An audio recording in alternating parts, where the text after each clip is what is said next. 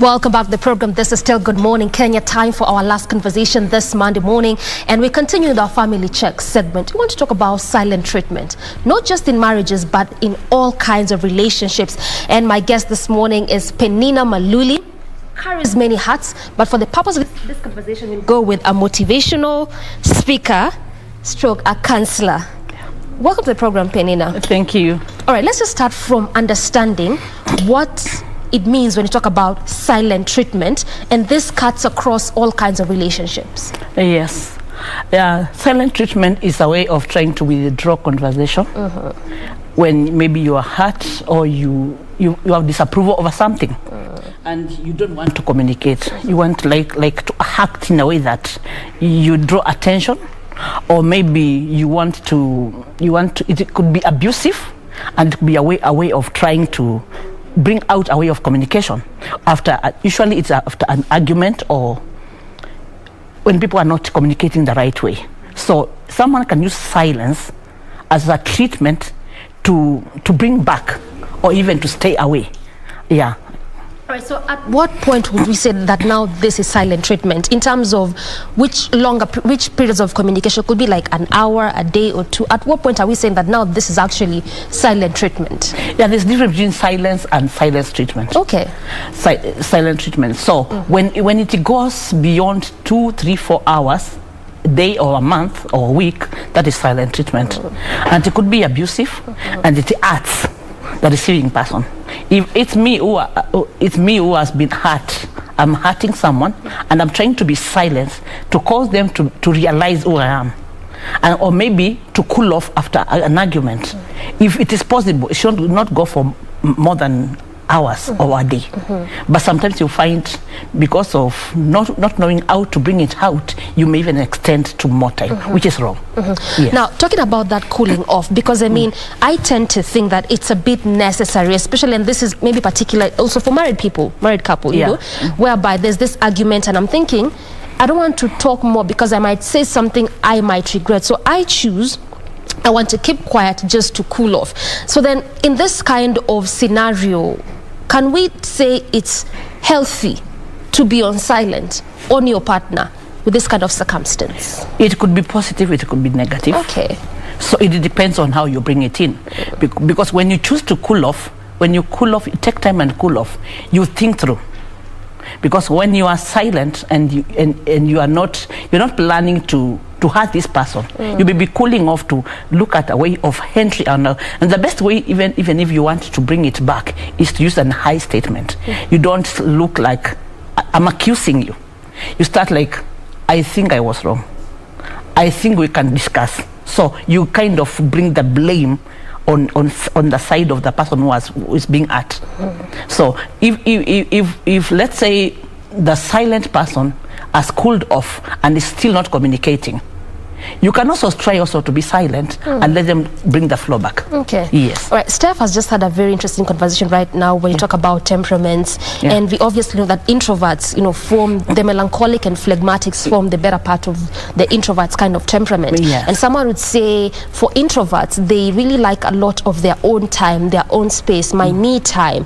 So and good number of times they are often into a mode of silence. Can also this fall under kind of silent treatment, especially if you have a family member, a colleague, or even a spouse who falls under this kind of temperament? And those kind of people, usually they use silence.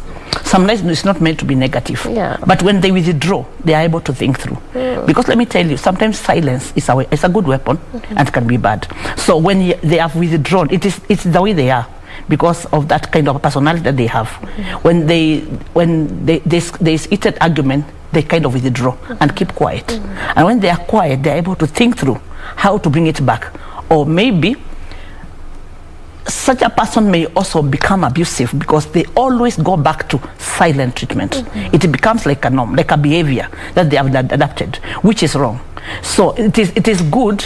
It is good, and it can be used negatively. But if it is brought in a positive way, and both, let's say the spouses choose to be quiet for some time and maybe cool off and bring back. It is possible to bring a solution that is lasting, but let it not be a norm, like a behavior. Every time something happens, someone withdraws in silence. And don't use your temperament saying that to actually be silent on your partner or even a colleague or a family member.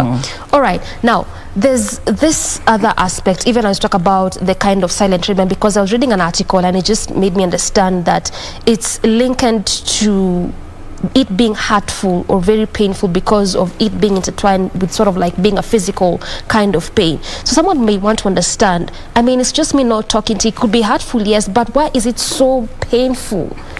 You know, when you are silent, silence is a bad way of communication, because there are people who fight. It's better to fight even than to be silent. In fact, another name of it's called, it is a silent murder. It's like you're killing someone by not talking to them. So it is sometimes it's better even to quarrel. It's not good to quarrel, but I think it will be a better way of having an agitated argument and solve it than being silent for 2 days because you don't know what that person is thinking. Then this one also will also, if it's a marriage, you know, obviously the intimacy will have to be stopped. Because when there is no communication, when you are not happy, there are things that you cannot be able to do. So you kind of start having that break. And that break can go far and bring problem to you. So it is always good, if it is possible, don't make it an abusive thing. But someone can make, there are people who are, maybe you know you have done something wrong. Then you are trying to use silence in a way just to intimidate someone, not to ask you what you have done. So it can be used positive and negative, because if you choose to cool off and be quiet and think through, you may come out with a very productive solution and be able to move on. But if you choose to be using it over and over again, it becomes abusive and it hurts the receiving person. Kama ni mimi ndio nanyamaziwa, sema kama wewe ndio nanyamaziwa, unajua utaona kama I'm rejected, I'm abused, I'm dishonored and all that. Then your mind cannot work. You know, when you are not happy, even you don't even plan anything. It's like all your mind goes into, why is he doing this to me?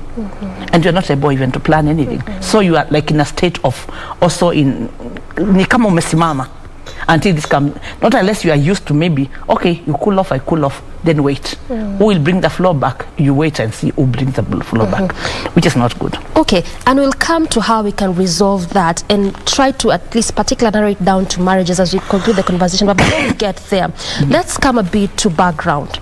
Because again, one would say, when I was growing up, I never saw my parents resolving issues.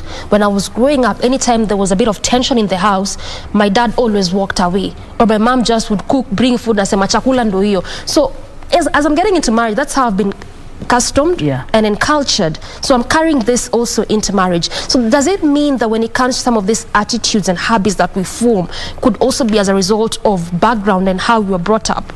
Yeah, you know where you grow up and what you have learned and what you have seen happening. It's very used. It is usual to be able to capture it and bring it to be your own. Yeah. So, sorry. Yeah. So if I've learned, it's a learning behavior. If maybe as a daughter you grew up where the silence was the mode, you may like it, and you may also not like it, because you also saw other families. And not nowadays people learn. You don't wait just what you saw at your home. We have Mr. Google, we call him Mr. Google. Teacher Google. Yeah, so sometimes you need also to learn more. Don't just look at what you saw when you are growing up and what was happening. That's what brings you out. You can always be able to learn more and be able to balance. See, if this kind of a person goes this way and this one went this way, which is the best? But if maybe you loved your mother so much or your father so much and they chose to walk away, you'll start walking away.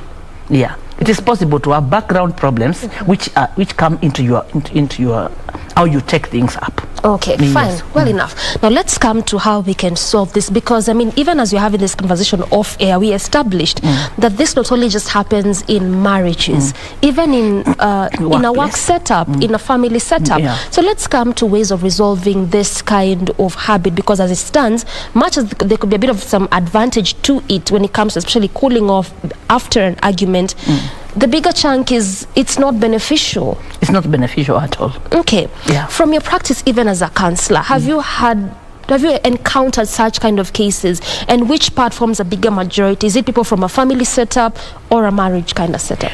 I've had cases for marriage. I've had cases of relationship, maybe in place of work, or where people live.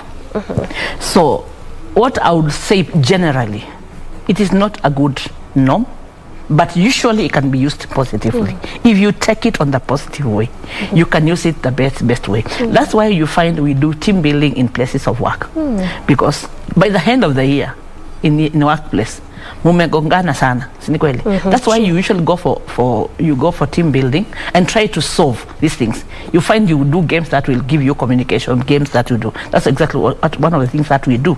So it is very good. It is good to use it, and it's also negative. But cooling off and having a way of solving problem, it is the best way to handle. Yes, whether in marriage or whether in a person, even in family. You know, conflict is inevitable. Yeah. And you can never stop it. And when you find people who are having a flow of communication in any relationship, someone is lying. You know, you could be acting. You're not practical. Being cosmetic is usually conflict is healthy. Yeah, there's a lot of cosmetic in relationships, which is not from the heart. And you know what happens for this thing to come to happen and that silence to happen? There's a root problem, which you need to get to the root. Maybe it's in a marriage. You can look at so we can start to come to being silent and start acting in this way. What really happened, and what could be the cause problem? Because there's something that maybe communication ilikuwa imekatika mahali, maybe in bedroom, let's say in marriage. Then you find there are a lot of cracks, and that brings a problem. When it's in a workplace, maybe kuna jealousy. No, usually jealousy, communication in a workplace is the main problem that we usually have.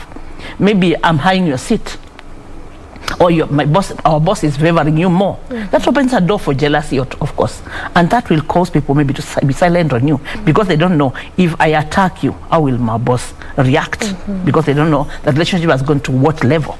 So that's one way now to look at it. Yes. And communication is actually supposed to solve this kind of communication is key. Even for the silence to come, you will find there was a breakdown of communication. Communication is key.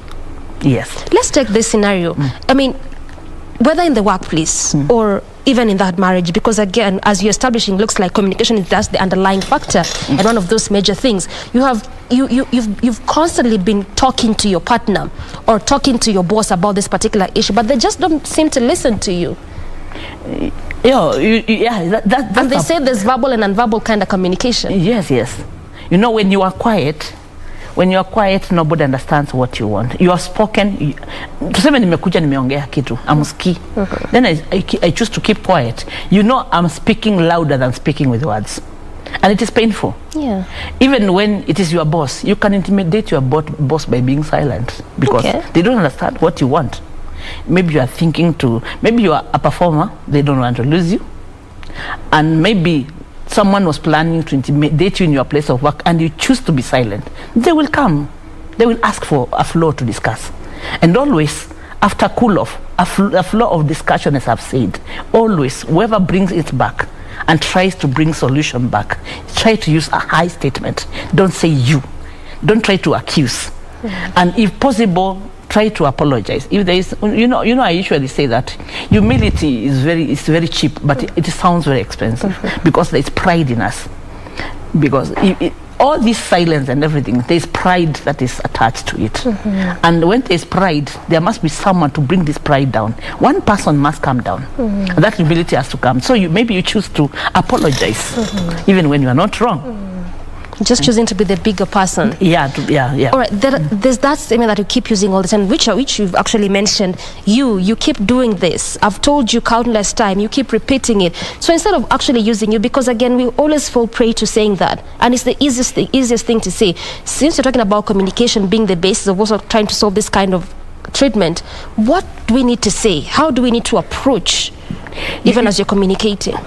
You know, when one thing about communication moves together with trust. Okay. Because if we break communication, there comes distrust, and there's like, and why should this be happening? Could there be someone coming between us? And you start thinking abroad. So when communication and trust and jealousy comes together, there can be destruction. But if you bring out jealousy and let me trust and communicate, all these things will be off you. But they are inevitable, and we'll have them always. Okay. Yes. Makes a lot of sense. I think what I'm drawing from this kind of conversation, perhaps also what our viewers are learning, is that at the end of the day, communicate. Communicate. But it's also good to be silent. Oh, really? Yeah. There's some benefits to it. There's a benefit. To some extent, helps you regain your power a bit. You know, you can get used to me so much. And maybe, you know, always I answer this way, I answer this way. So when I keep quiet, you will draw something different from me. Okay. Yeah. and I will have communicated in a different way. Okay. Yes. Makes a lot of sense. Yes. Thank you so much for your time, Peninah, and just at least for helping us understand about what we can do, given it's actually a common scenario, not just in marriages, but even in a work setup, as well as a family kind of setup. Asante sana. And that has been our conversation on silent treatment, at least surrounding relationships of all kinds, trying to narrow it down to marriages. My guest this morning has been Peninah Maluli, who is a counselor as well as a motivational speaker, demystifying and unpacking for us more about this kind of silent treatment, especially in marriages. Many thanks for making time. I'm Doreen Arange Okelo on behalf of the entire team. Till tomorrow, good morning.